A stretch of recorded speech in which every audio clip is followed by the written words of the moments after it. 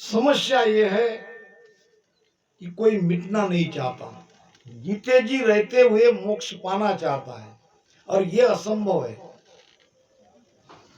रविंद्रनाथ टैगोर की एक सुंदर कविता मुझे याद आ गई। बहुत महाकवि थे बंगाल के। उनकी कविता का शीर्षक था परमात्मा का घर। कविता में लिखते हैं, मैंने परमात्मा को बहुत खोजा, बहुत ढूंढा, मिले नहीं। मैंने मंदिरों में ढूंढा, मस्जिदों में ढूंढा, गिरजा में ढूंढा, गुरुद्वारा में ढूंढा, परमात्मा मिले नहीं। जंगल में ढूंढा, वन में ढूंढा, पहाड़ों में ढूंढा, गुफा में ढूंढा, परमात्मा मिले नहीं। मगर अंदर तड़पती खोज जारी थी। हर साधु संत से मिला, परमात्मा मिले नहीं। हर धर्म की खोज की, हर धर्म का अध्ययन किया, परमात्मा मिले नहीं। खोज निरंतर जारी थी। मेरा परम भाग्य, मेरा परम सौभाग्य, कोई सदगुरु महाराज की कृपा कहो या परमात्मा की कृपा कहो, ढूंढते ढूंढते ढूंढते एक दिन मुझे परमात्मा का घर दिखाई पड़ा। ढूंढते ढूंढते, कल्पना है, कवि है। ढूंढते ढूंढते एक दिन मुझे परमात्मा का घर दिखाई पड़ा। जैसा ये सूरज जी का घर है कि नहीं, बाहर में ऐसी तख्ती लिखी थी, परमात्मा का घर। एक दरवाजा था जो बंद था। और कितना आनंद मुझे आया कि मैं शब्दों में बयान नहीं कर सकता, क्योंकि आज मेरी खोज पूरी हो गई। आखिर मैंने परमात्मा का घर ढूंढ ही लिया। जल्दी जल्दी चल के द्वार तक आया। अब दरवाजा खटखटाने वाला था। अंदर में मन में एक विचार आया कि ये मैं क्या कर रहा हूं। अगर मैंने दरवाजा खटखटाया, परमात्मा ने दरवाजा खोल दिया, तो फिर मैं क्या करूं? मेरा तो अस्तित्व मिट जाएगा, क्योंकि वहां दो नहीं है। परमात्मा के देश में दो नहीं है, एक को तो मिटना ही पड़ेगा। महाराज कहते हैं, जा शिवर्या निज नाम, जीत निशान बुराया, मिल्या ब्रह्म में जाय, शून्य में शहर बसाया। जू जल गलियो लूण, समंदशीलता समानी, प्राण मिले यूं माय, नाम जग माय निशानी।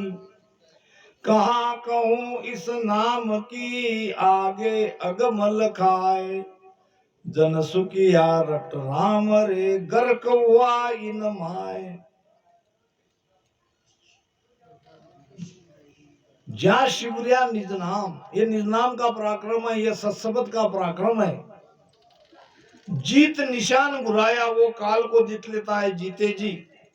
और जीतने का प्रमाण शब्द ब्रह्मांड में बाहर सुनाई देता है। मिल्या ब्रह्म में जाए, ये जीव ब्रह्म से आया था, ब्रह्म में जाके मिल गया। मिल्या ब्रह्म में जाए, कैसे मिलता है? यूं जल गलियो लूण, जैसे जल के अंदर नमक गल जाता है, जैसे नदियां जाके सागर में मिल जाती है। यूं जल गलियो लूण, समदशीलता समानी, प्राण मिले यूं माय, नाम जगमाय निशानी। प्राण तो जाके उस परम तत्व में मिल जाता है, और जिसने भजन किया उसकी महिमा जगत करता है। ये निशानी वो छोड़ के चला जाता है। कहां कहूं इस नाम की, आगे अगम लखा है। आगे अगम देश में, अगम देश को वो लग सकता है। जन सुखिया रट राम रे, घर कुआ इनमाय। राम राम रटो, इसमें गर्क हो जाओ, आपको भी ये सब मिलेगा। कबीर साहब भी इसी बात को कहते हैं कि बूंद समानी सागर में, ये जाने सब कोय। बूंद समानी सागर में, ये जाने सब कोय, सागर समाना बूंद में बिरला जाने को। कितनी अद्भुत बात संतों ने कही है। पानी की बूंद नदी के माध्यम से सागर में समाती हुई सब देखते हैं, सब जानते हैं, मगर सागर पानी की बूंद में समाता है ये बिरला जानता है। सागर बूंद में समाने का मतलब वो अथाह जो परमात्मा है, वो परमात्मा हमारे अंदर समा जाना। हम परमात्मा में समाये क्या, परमात्मा हमने समाया क्या, दोनों एक हो गए। तो रविंद्रनाथ टैगोर कहते हैं कि इतने दिनों से, इतने वर्षों से जिसको मैं खोज रहा था अब वो मिल गया। दरवाजा खटखटाने वाला था तो मन में विचार किया कि अब मैं क्या करूं, मैं तो मिट जाऊंगा, फिर मैं मिट के क्या होगा। तुरंत वो विचार ने उसे घेर लिया और दरवाजा खटखटाना उसने बंद कर दिया। एक क्षण वहां रुका और वापस आया।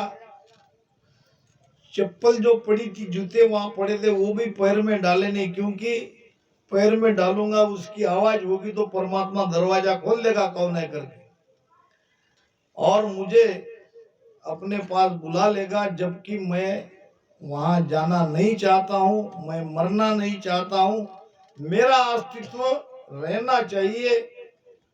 यही है अहंकार।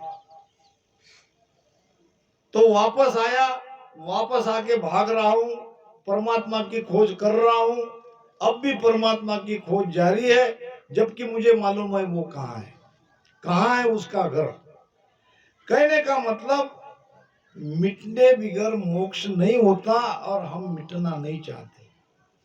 हमारा सब कुछ जो का तो चलता रहे और मोक्ष भी मिल जाए, इसीलिए ये बिरले को मिलता है। सूफी पंथ मुसलमान में है, उसमें कई संत हुए। एक संत हुए जुनेद, उनका एक शिष्य था मंसूर।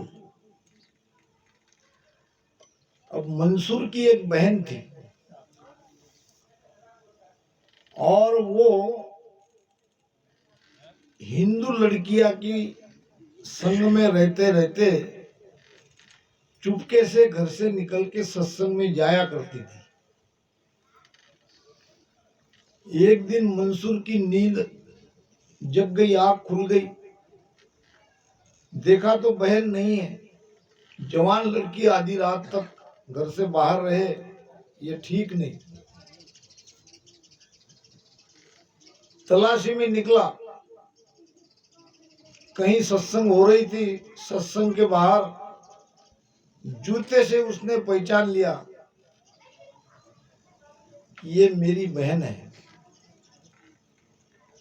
और उसने वो जूता ले लिया और वापस आ गया और बहन का इंतजार करने लगा। जूते को रख दिया। जब बहन आई, आते ही डांट पड़ी उसके ऊपर, कहाँ गई थी, कुछ लाज शर्म है कि नहीं। वो कहने लगी भैया मैं कहीं नहीं गई थी, सहेली को मिलने गई थी, मिल के आ गई। झूठ मत बोलो, आधी रात में कौन सी सहेली है तुम्हारी। वो कहने लगी भैया मैं कहीं गई नहीं। तो बताओ तुम्हारे जूते कहाँ है। तो मेरे पैर में। और आश्चर्य की बात, जो जूते उसने वहां से उठा के हिफाजत से रखे थे, उस जगह वो जूते नहीं निकले, जूते निकले उसकी बहन के पैर में। अब इस एक घटना से उसे हिंदू देवी देवता पर विश्वास बढ़ गया। फिर मना नहीं किया, स्वयं भी सत्संग में जाने लगा, भजन सुमिरन करने लगा। अब भजन करते करते करते एक दिन उनके मुख से निकल गई वाणी अनल हक, अनल हक उर्दू शब्द है। अनल हक का अर्थ होता है मैं खुदा हूं, मैं ही वो खुदा हूं, मैं ही वो परमात्मा हूं। अब ऐसा कहना इस्लाम धर्म में बहुत गुनाह है, क्योंकि वो मोहम्मद साहब के अलावा, कुरान शरीफ के अलावा किसी को मानते नहीं, किसी को अलाउ नहीं करते। और ये कहने लगा मैं खुदा हूं। और जब लोगों ने सुना, काजी के कान तक बात गई, काजी ने भी सुना, अनल हक अनल हक, क्योंकि ध्यान की ऐसी उच्चतम अवस्था में वो पहुंच गया। फिर उसको पूछा गया कि ये तुम क्यों कह रहे हो? उसने कहा मुझे नहीं पता, मैं तो कहता ही नहीं हूं, न जाने कैसे मेरे अंदर से आवाज निकल आती है, मुझे नहीं पता। अगर मैं ऐसा कहता हूं तो ये ठीक नहीं है।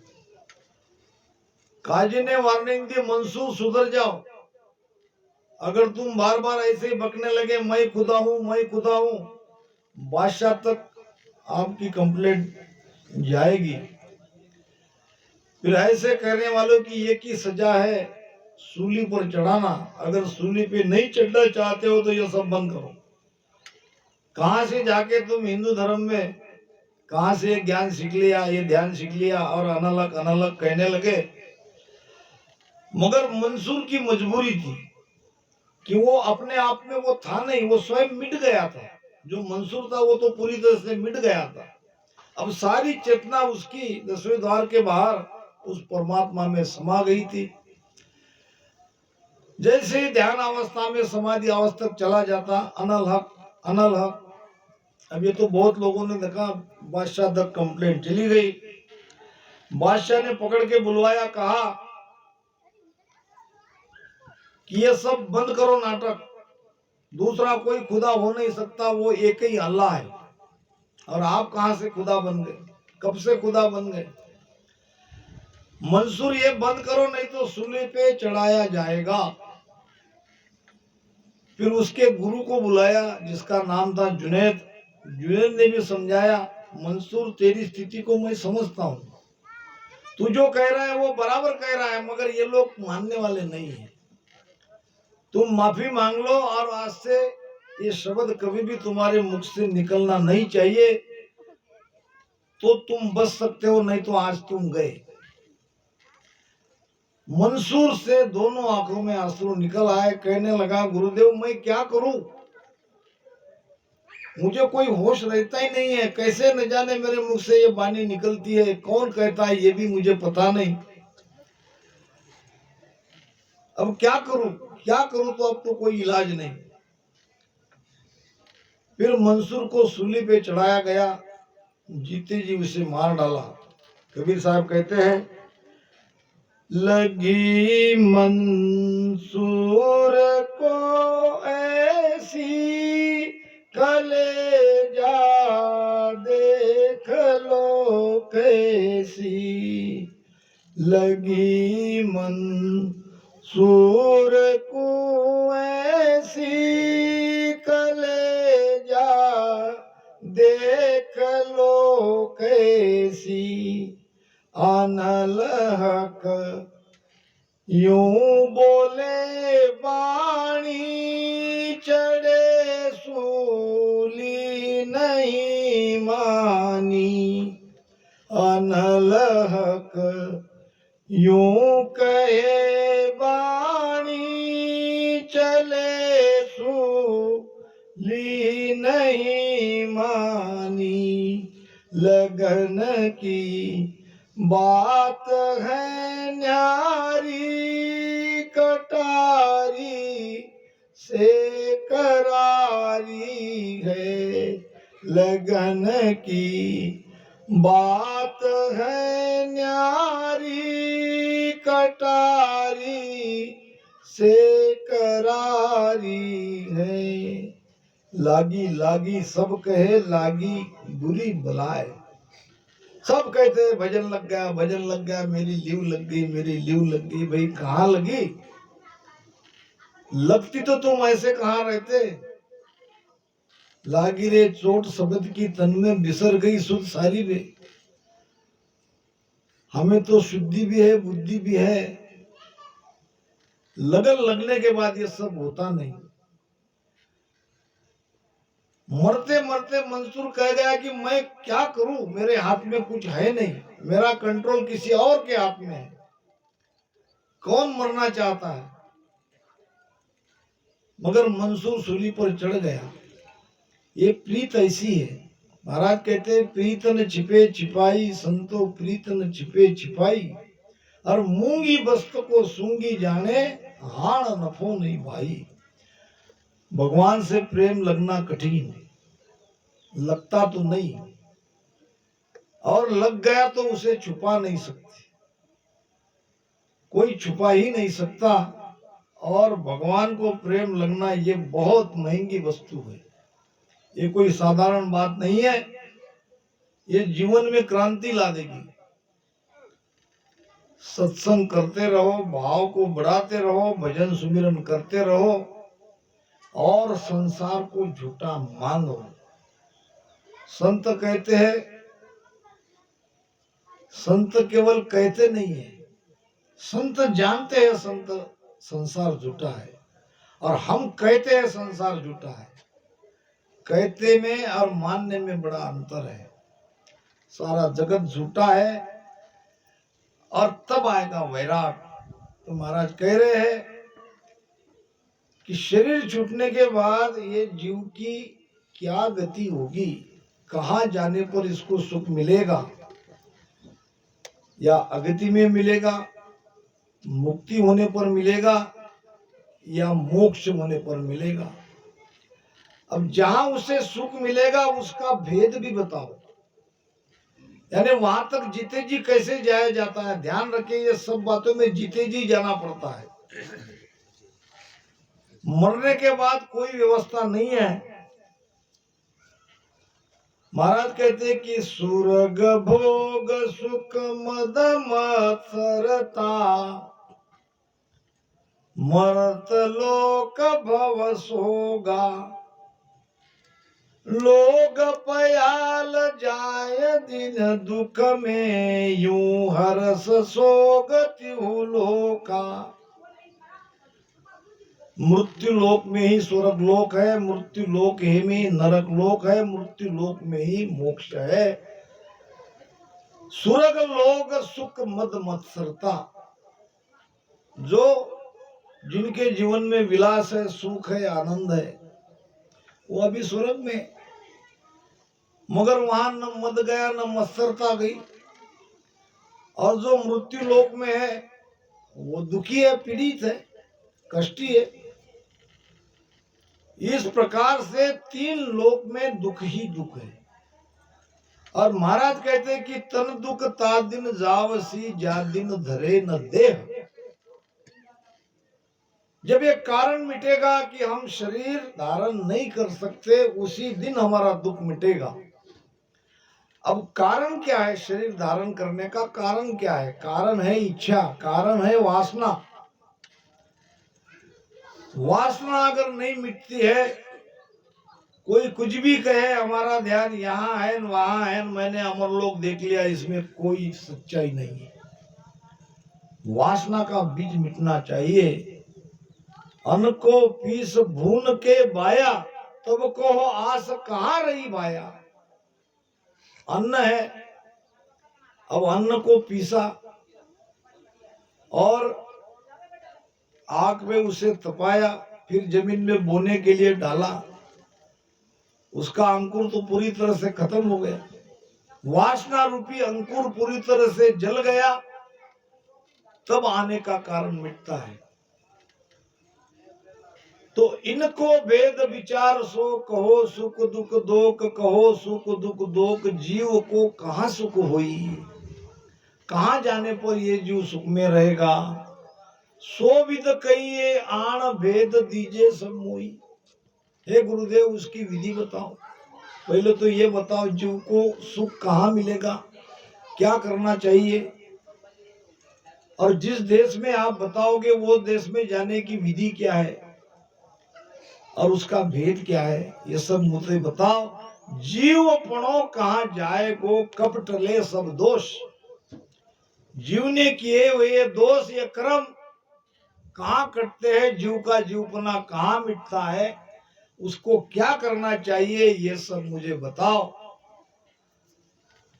अब इस महत्वपूर्ण ज्ञान का, इस प्रश्न का जवाब गुरु महाराज दे रहे हैं। हे शिष अगत मुक्त अरगत लग, सुख दुख तीनों जाग। उलट मोख लग पोचसी, जब जासी दुख त्याग। जब जासी दुख त्याग, फेर पाछो नहीं आवे। पार ब्रह्म के माय ओ जीव जाय समावे। वासुण सुख की जाग है, नहीं जम की लाग। अगत मुक्त अर्गत लग, सुख दुख तीनों जाग। हे शिष्य, ध्यान से मेरी बात सुन। जीव जाएगा तो 4 ही जगह, और कोई 5वां स्थान है नहीं। जीव आएगा तो 4 ही जगह से। जब से ये सृष्टि बनी, संसार बना, जगत बना और जगत में हम आए, उसके बाद में हम 4 जगह से आ रहे हैं और 4 ही जगह जाएंगे। पहले आने की जगह सुन लो। एक जीव आता है नरक से, एक आता है 84 से, एक आता है स्वर्ग से और एक आता है मनुष्य से। कैसे पहचानेंगे? उनके स्वभाव से उनकी पहचान हो जाती है। नरक यातना भुगत कर आने वाला जीव सुख के लिए तड़पेगा। वो चाहेगा कि अगर कहीं भक्ति मिलती है, क्योंकि नरक यातना उसको पता है इतना कष्ट उसने उठाया है। अभी यहाँ जो दुखी कष्टी है वो जल्दी भक्ति को धारण करेंगे अगर वहां तक ज्ञान पहुंचा तो। और जो 84 आया है वो न तुम्हारी भक्ति की तरफ देखेगा, वो तो अपने परिवार में ही खुश रहेगा। जो परिवार में खुश है आज, उनको समझ लो कि ये 84 में से आया है और वापस 84 में ही जाएगा। स्वर्ग से आने वाला यहाँ भी वो शुभ कर्म करेगा, धर्म करेगा। जो शुभ कर्म करता है, धर्म का कार्य करता है, समझ लो कि वो जीव स्वर्ग से आया है, क्योंकि वो ये सब करने से स्वर्ग का सुख भुगत चुका है और वापस वो वही सुख की चाहना करेगा। और जो मनुष्य में से मनुष्य बना है वो भजन करेगा, और वो था हमारा रामसनी। क्योंकि उसके अंदर वो सत्ता जगी, कोई कारणवश उसका शरीर छूट गया, दोबारा उसको मनुष्य शरीर मिला, तो शब्द सुनते ही, वाणी सुनते ही शब्द घट में जागृत हो जाएगा। बिठा के उसको भजन करना नहीं पड़ेगा, नामदान देना नहीं पड़ेगा। सारी प्रतिक्रिया पहले ही हो चुकी है, ये सारी क्रिया पहले ही हो चुकी है, अब तो आगे बढ़ना है। महाराज कहते हैं कि शब्द हमारा सामळ्या आनंद वे घटमाय, से सब हंस स्वरूप है मिलसी हम सुहाय। ऐसे हंस रूपी आत्मा वापस यहाँ आएगी। के सुन जीव आगला मोसू सुनमो पासे आवे रे, दर्शन करत ना प्रकाशे रग रग तन सुख पावे। बैठते ही, ज्ञान सुनते ही रग रग रोम रोम में वो आनंद आता है, उछाला खाता है। मन में, तन में वो प्रेम समाता नहीं है। वो मनुष्य में से आया हुआ दोबारा एक हंस है और ये भजन करने के लिए आया है। इस प्रकार से 4 स्थान से जीव यहाँ आता है। अब जाएगा वो 4 ही स्थान पे, और उसमें 3 स्थान पे जाने पर वो दुखी ही रहेगा। एक है गति यानी स्वर्ग, दूसरी है अगति, तीसरी है मुक्ति यानी वैकुंठ, और फिर चौथा है मोक्ष। तो महाराज कहते हैं कि अगत, मुक्त और गत लग। हे शिष्य, अगति, गति और मुक्ति, सुख दुख तीनों जाओ। यहाँ सुख दुख तीनों जगह है। फिर यहां अगर जीव गया तो सुख दुख तो भुगतना ही पड़ेगा। अगर जीव को सुख चाहिए तो उसको उलटना पड़ेगा। उलट मोक लग पहुंच सी, बंकनाल से उसको उलटना पड़ेगा। एक रास्ता है शंकनाल का सीधा, जिस रास्ते से हम माता के गर्भ में आए। एक रास्ता है बंकनाल का उल्टा।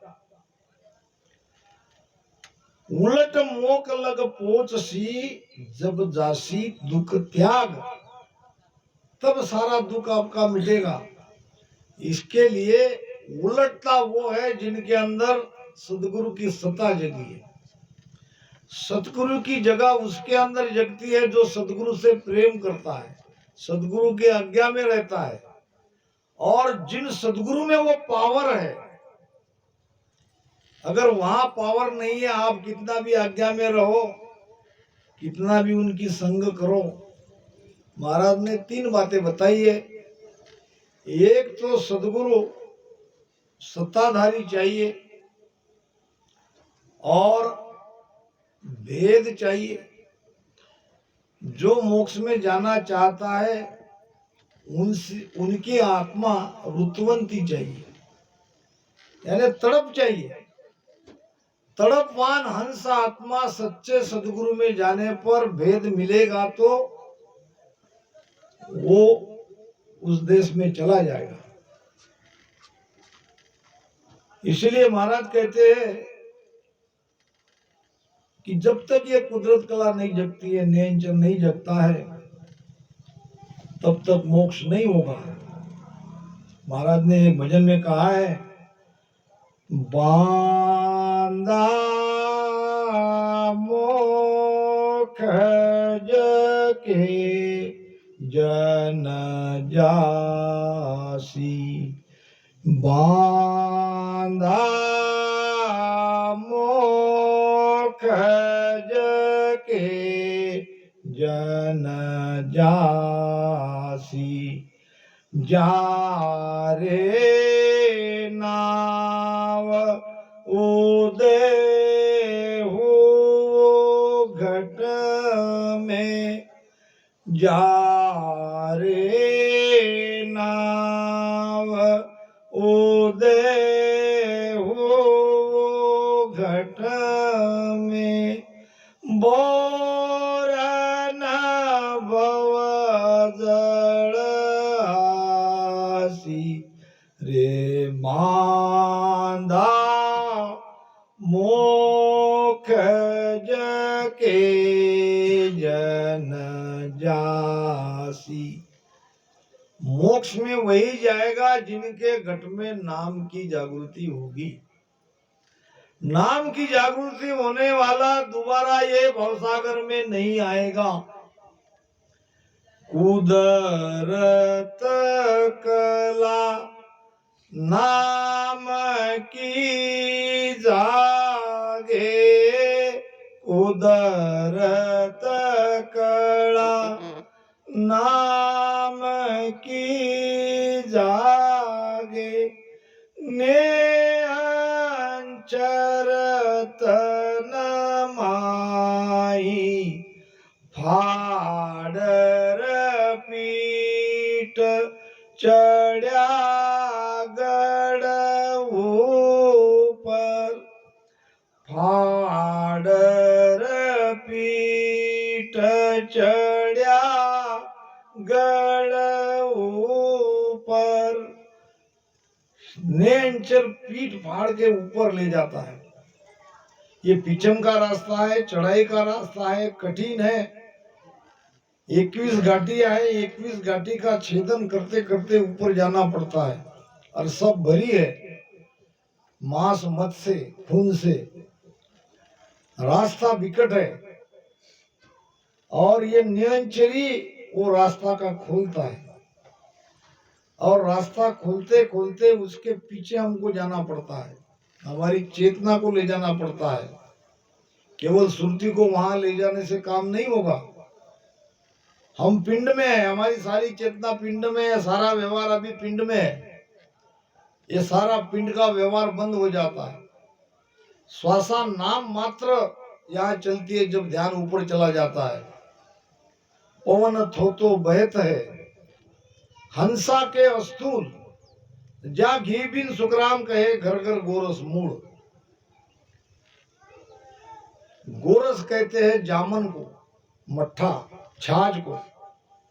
अब क्या रहा नीचे छाछ, तब तक कबीरा ले गया छाछ पीवे संसार। संसार के लिए सद्ज्ञान कहाँ मिला है? हमारी ऐसी स्थिति होती है जब चेतना ब्रह्मांड में चली जाती है तो जो श्वासा हमारी नाभि में आती जाती है वो छाछ के जैसी है, निकस है, थोती है। ध्यान समाज ने महाराज ने ये बात कही है। और ये हुआ कैसे? जागे नाव, इस शब्द जब जागरूक होता है, सदगुरु की कृपा होती है, वो पीछम का रास्ता बंकनाल को खोलता है। और उसका प्रमाण क्या है? जागे नाव तन थर हरियो, जागे नाव तन थर हरियो, जद तद केवल पासी, लाखा गुना खून पड़ जावे, लाखा गुना खून पड़ जावे, तो मिन का देह आसी बा